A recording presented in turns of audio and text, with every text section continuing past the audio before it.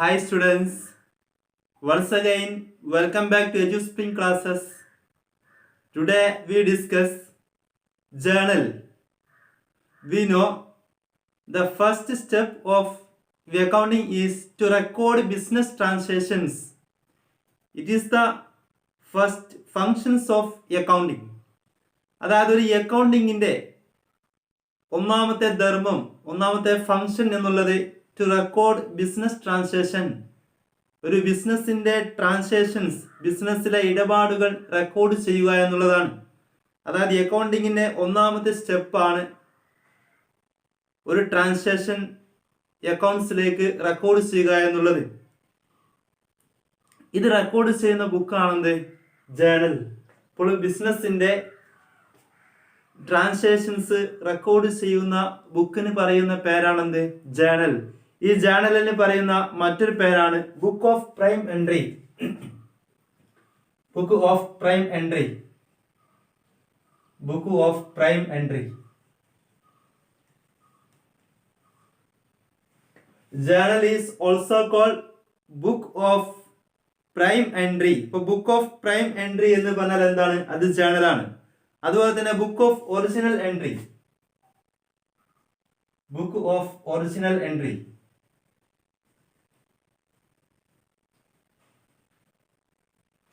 Book of prime entry, book of original entry, ഇത് എല്ലാം തന്നെ എന്താണ്? ഇതെല്ലാം തന്നെ ജേണൽ എന്നതിന്റെ മറ്റു പേരുകളാണ്. ഇനി ശ്രദ്ധിക്കുക, ഈ ഒരു ബുക്കിനെ, ഈ ഒരു ജേണലിനെ നമ്മൾ ഡേ ബുക്ക് എന്നാണ് വിളിക്കുക. എന്തുകൊണ്ടാണ് ഇതിനെ ഡേ ബുക്ക് എന്ന് പറയാൻ കാരണം? It records daily transactions in the order in which they are take place. ഇപ്പൊ എപ്പോഴാണ് ഒരു ട്രാൻസാക്ഷൻ, ഒരു ഇടപാട് എപ്പോഴാണ് നടക്കുന്നത്, ആ സമയത്ത് തന്നെ റെക്കോർഡ് ചെയ്യുന്ന ബുക്കാണ് ജേണൽ. അതായത് എല്ലാ ദിവസവും എന്താണ് നടക്കുന്ന ഇടപാടുകൾ ഒരു ക്രോണോളജിക്കൽ ഓർഡർ, കാലക്രമത്തിന്റെ ഓർഡറിൽ എന്താണ് നമ്മൾ ഇതിൽ റെക്കോർഡ് ചെയ്യുന്നു. അതുകൊണ്ട് ഇതിന് ബുക്കിനെ എന്താണ് പറയുന്നത്? ജേണൽ എന്നാണ് വിളിക്കുന്നത്. ജേണലിന്റെ മറ്റൊരു പേരാണ് ഡേ ബുക്ക് എന്നാണ് അതിനെ വിളിക്കുന്നത്. ഇതാണ് ഒരു ജേണൽ. പേരാലോ, ഇതാണ് ജേണൽ. ഒരു ജേണലിന് പ്രധാനമായിട്ടും 5 കോളംസ് ഉണ്ടായിരിക്കും. ഫസ്റ്റ് കോളം എന്താണ്? ഡേറ്റ് കോളമാണ്. Then particulars column, ledger folio column, debit column, credit column. ഇങ്ങനെ 5 കോളംസ് അടങ്ങിയിട്ടുള്ള ഒരു ഡേ ബുക്കിനെയാണ് നമ്മൾ എന്ത് പറയുന്നത്? Journal, book of prime entry, book of original entry എന്നൊക്കെ വിളിക്കുന്നത്. ഡെഫിനിഷൻ നോക്കാം. ഡെഫിനിഷൻ, ഒരു ഡെഫിനിഷൻ എന്താണ് നമുക്ക് പരിശോധിക്കാം. A journal is A day book kept in the business wherein the complete history of transactions of accounting nature including debit and credit aspect is shown chronologically. അതായത് ഡെബിറ്റും ക്രെഡിറ്റും ആസ്പെക്റ്റുകൾ ഉൾപ്പെടെ accounting നാച്ചറിലുള്ള മുഴുവൻ ട്രാൻസാക്ഷൻ്റെയും ഒരു history chronological ഓർഡറിൽ record ചെയ്യുന്ന ഒരു ബുക്കിന് പറയുന്ന പേരാണ് എന്ത്? ജേണൽ എന്നുള്ളത്. ഇതാണ് അതിന്റെ ഒരു ഡെഫിനിഷൻ. അതായത് journal is A day book kept in the business. അതായത് ബിസിനസ്സിൽ കെപ്റ്റ് ചെയ്യുന്ന ഒരു ബുക്കാണ് journal. wherein the complete history of transactions of accounting nature including debit and credit aspect, debit ആസ്പെക്റ്റുകളും ക്രെഡിറ്റ് ആസ്പെക്റ്റുകളും ഉൾപ്പെടെ എന്താണ് ഒരു ബിസിനസ്സിലെ അക്കൗണ്ടിങ് നാച്ചറിലുള്ള മുഴുവൻ ട്രാൻസാക്ഷൻ്റെയും ഹിസ്റ്ററി അടങ്ങിയിട്ടുള്ള ഒരു ബുക്കാണെന്ത്?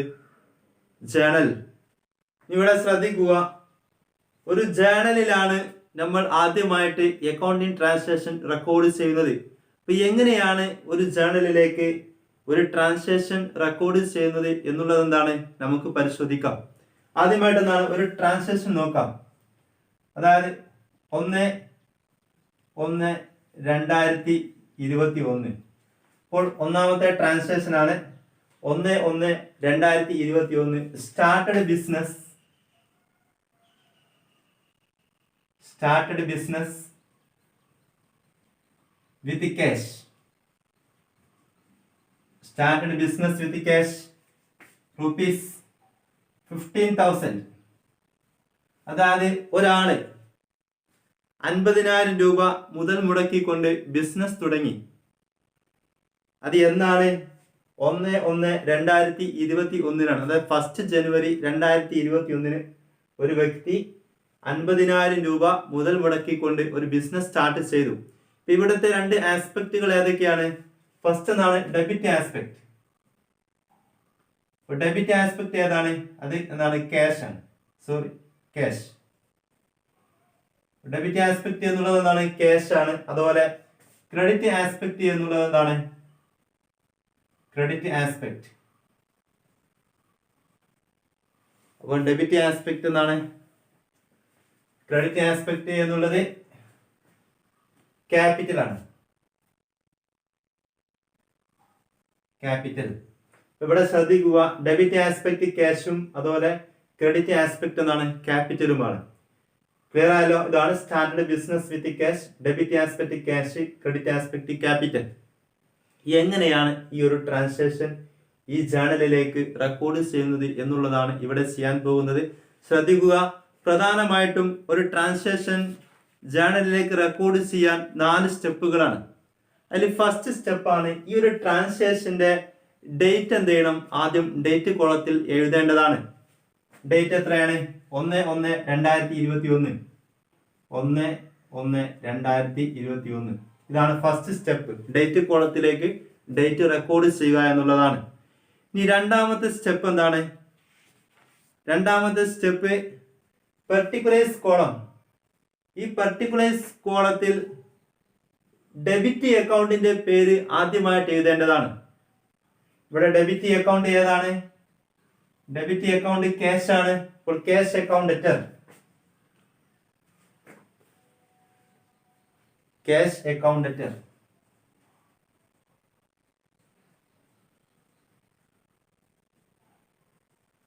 ഇവിടെ ഡെബിറ്റിനെ സൂചിപ്പിക്കാൻ എന്നാണ് ഡെപ്റ്റർ എന്ന് DR എന്ന് ചെയ്യണം, ഷോർട്ട് ആക്കിയിട്ട് എഴുതണം. അപ്പോൾ ഫസ്റ്റ് എഴുതേണ്ടത് ഡെബിറ്റിന്റെ അക്കൗണ്ട്, ഡെബിറ്റ് ആസ്പെക്ടിന്റെ അക്കൗണ്ട് നെയിം എന്ത് ചെയ്യണം? ആദ്യമായിട്ട് എഴുതണം. ഇവിടെ ഡെബിറ്റ് ആസ്പെക്ട് ക്യാഷ് ആണ്. ക്യാഷിന്റെ അക്കൗണ്ട് നെയിം എന്താണ്? Cash account debtor. രണ്ടാമതായിട്ട് എഴുതേണ്ടത് എന്താണ്? ക്രെഡിറ്റ് ആസ്പെക്ടിന്റെ അക്കൗണ്ട് നെയിം ആണ്. ഇവിടെ എന്ത് ചെയ്യണം? ടു എന്ന് ചേർത്ത് കൊടുക്കണം. To capital account. To capital account. ഇവിടെ ശ്രദ്ധിക്കേണ്ട ഒരു കാര്യം, ഇത് ഡെബിറ്റ് ആസ്പെക്ട് ആദ്യം എഴുതി, രണ്ടാമത് എഴുതേണ്ടത് എന്താണ്? ക്രെഡിറ്റ് ആസ്പെക്ട് ആണ്. ഈ ക്രെഡിറ്റ് ആസ്പെക്ട് എഴുതുമ്പോൾ ഒരു ചെറിയൊരു എന്താണ് സ്പേസ് വിട്ടതിന് ശേഷം വേണം എന്താണ് ഇവിടെ ക്രെഡിറ്റ് ആസ്പെക്ട് എഴുതാൻ. കാരണം ഇവിടെ ഒരു സ്പേസ്, ഈ സ്പേസ് എന്ത് ചെയ്യണം? വിട്ടതിന് ശേഷം മാത്രമാണ് ഇവിടെ ടു ക്യാപിറ്റൽ അക്കൗണ്ട് എന്ന് എഴുതേണ്ടത്. എന്താണ്? ഒന്നാമത്തെ ട്രാൻസാക്ഷൻ റെക്കോർഡ് ചെയ്തു. എങ്ങനെയാണ് റെക്കോർഡ് ചെയ്തത്? Cash account debtor to capital. Debit ആദ്യം റെക്കോർഡ് ചെയ്തു, ക്രെഡിറ്റ് പിന്നീട് റെക്കോർഡ് ചെയ്തു. ഇനി എന്താണ്? ഇപ്പൊ 2 സ്റ്റെപ്പായി. ആദ്യം ഡേറ്റ് എഴുതി, പിന്നെ എന്താണ്? ഡെബിറ്റ് ആസ്പെക്റ്റും ആദ്യം ഡെബിറ്റും പിന്നെ ക്രെഡിറ്റും റെക്കോർഡ് ചെയ്തു. ഇനി മൂന്നാമത്തെ സ്റ്റെപ്പാണ് എന്ത്? ഈ ഒരു ഡെബിറ്റ് അക്കൗണ്ട് നെയിമില്ലേ, അതിന്റെ നേരെ എന്ത് ചെയ്യണം? ഡെബിറ്റ് കോളത്തിൽ എന്താണ്? അതിന്റെ എമൗണ്ട് എഴുതണം. 15,000. അതുപോലെ ക്രെഡിറ്റ് ആസ്പെക്ട്, അതായത് ക്രെഡിറ്റ് അക്കൗണ്ടിന്റെ നേരെ എന്ത് ചെയ്യണം? ക്രെഡിറ്റ് കോളത്തിൽ അതിന്റെ എമൗണ്ട് എഴുതണം. 15,000. ഇതാണ് തേർഡ് സ്റ്റെപ്പ്. ഇനി ഫോർത്ത് സ്റ്റെപ്പ് ആണെന്ത്? ഇത് രണ്ടാമത്തെ സ്റ്റെപ്പാണ്. ഇനി ഫോർത്ത് സ്റ്റെപ്പാണ്. ഇത്രയും എഴുതി കഴിഞ്ഞാൽ നമ്മൾ എന്ത് ചെയ്യണം? ഇതിന് ബ്രീഫ് എക്സ്പ്ലനേഷൻ നൽകേണ്ടതുണ്ട്. നെക്സ്റ്റ് സ്റ്റെപ്പാണ് എന്ത്? ഇതിനെന്ത് ചെയ്യണം? ഒരു ബ്രീഫ് എക്സ്പ്ലനേഷൻ കൊടുക്കണം. ഈ ട്രാൻസാക്ഷൻ എന്താണെന്ന് പിന്നീട് വേഗം മനസ്സിലാക്കാൻ വേണ്ടിയിട്ട് എന്താണ്? ഒരു ബ്രീഫ് എക്സ്പ്ലനേഷൻ ഇതിന് നൽകേണ്ടതാണ്. ഇതിന്റെ ഒരു ബ്രീഫ് എക്സ്പ്ലനേഷൻ ആണ് സ്റ്റാർട്ടഡ് ബിസിനസ്. ഈ ബ്രീഫ് എക്സ്പ്ലനേഷനെ വിളിക്കുന്ന പേരാണ് നരേഷൻ. ഇപ്പൊ നരേഷൻ എന്നാണ് ഈ ഒരു ബ്രീഫ് എക്സ്പ്ലനേഷനെ നമ്മൾ വിളിക്കുന്നത്. ഇത്രയുമാണ് ജേണലുമായി റിലേറ്റഡ് ആയിട്ട് പറയാനുള്ളത്. ഇപ്പോൾ ജേണൽ എന്ന് പറഞ്ഞാൽ ഒരു ഡേ ബുക്ക് ആണ്. അതിന് പറയുന്ന മറ്റൊരു പേരാണ് books of prime entry, book of original entry. അതുപോലെ തന്നെ ഒരു ബിസിനസ് ട്രാൻസാക്ഷൻ ആദ്യമായിട്ട് റെക്കോർഡ് ചെയ്യുന്നത് അത് ജേണലിലേക്കാണ്. ആ ജേണലിൽ ഒരു ട്രാൻസാക്ഷൻ റെക്കോർഡ് ചെയ്യാൻ എന്താണ് 4 സ്റ്റെപ്പുകളാണ്. ആദ്യമായിട്ട് സ്റ്റെപ്പ് എന്താണ്, ഡേറ്റ് കോളത്തിൽ ഡേറ്റ് എഴുതുക. പിന്നെ എന്താണ്, ഡെബിറ്റ് ആസ്പെക്ട് ആദ്യം എഴുതുക. അതുപോലെ ക്രെഡിറ്റ് ആസ്പെക്ടിന്റെ അക്കൗണ്ട് നെയിം രണ്ടാമത് എഴുതുക.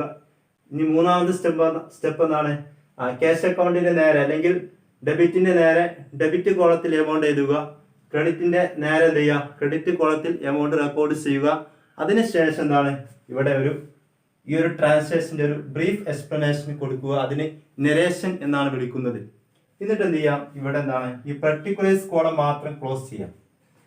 പെർട്ടിക്കുലേഴ്സ് കോളം മാത്രം ക്ലോസ് ചെയ്യുക. അതിനുശേഷം എന്താണ്, ഓരോ ട്രാൻസാക്ഷനും ക്രോണോളജിക്കൽ പ്രകാരം, കാലക്രമ പ്രകാരം എന്താണ്, ഇനി 2-ാം തീയതി അടുത്ത ട്രാൻസാക്ഷൻ നടക്കുന്നതെങ്കിൽ 2/1/2021 അങ്ങനെ താഴേക്ക് എന്ത് ചെയ്യാം, നമുക്ക് ട്രാൻസാക്ഷൻ എന്ത് ചെയ്യാം, റെക്കോർഡ് ചെയ്യാം. സ്റ്റുഡൻസ്, നിങ്ങൾക്ക് ഇത്രയും ഭാഗങ്ങൾ ക്ലാരിറ്റി ലഭിച്ചു എന്ന് കരുതുന്നു. Have A nice day. Thanks.